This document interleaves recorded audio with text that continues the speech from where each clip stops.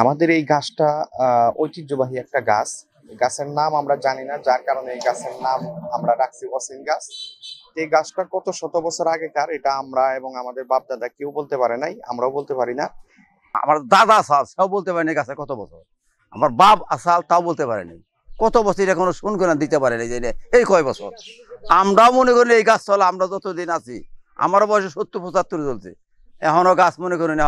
এখন কি গাছের মোতা আগে কিন্তু অনেক ডাইরা চাল, অনেক হাট হয়েছে, গাছের উন্নতির ধরন আছে। গাছটা আগে আরো বড় ছিল, গাছের ডাইল ডুল ভেঙে এখন ছোট হয়েছে। এই গাছটা অনেক উপকারী, মানুষের কোথাও মানে ই না থাকলেও এখানে ঠান্ডা আছে, জিরাবার জন্য মানুষ অনেক সময় আসে।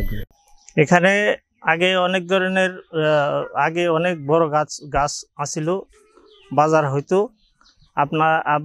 আমরা সবাই এখানে বসতাম, বৈশা রেস্ট করতাম। দূরবর্তী মানুষ এখানে এসে রেস্ট করে, সরকার যদি কোনো ব্যবস্থা করে দিত, বিছনা টিছনা করে সবাই মনে করেন যে এই জায়গায় আরাম ফারাম করি।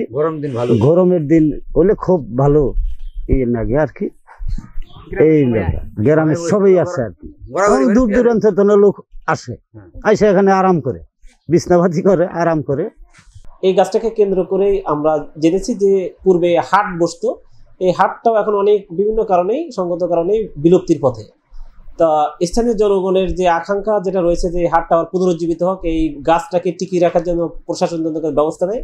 আমরা নিঃসন্দেহে তাদের সেই কথার সাথে একমত। আমরা চেষ্টা করবো যে প্রশাসনের পক্ষ থেকে কিভাবে এই গাছটাকে রক্ষা করা যায় এবং ইতিহাস ঐতিহ্যের পাঠ হিসেবে যেন এই ঘাটাইলকে আরো বেশি সমৃদ্ধ করা যায়।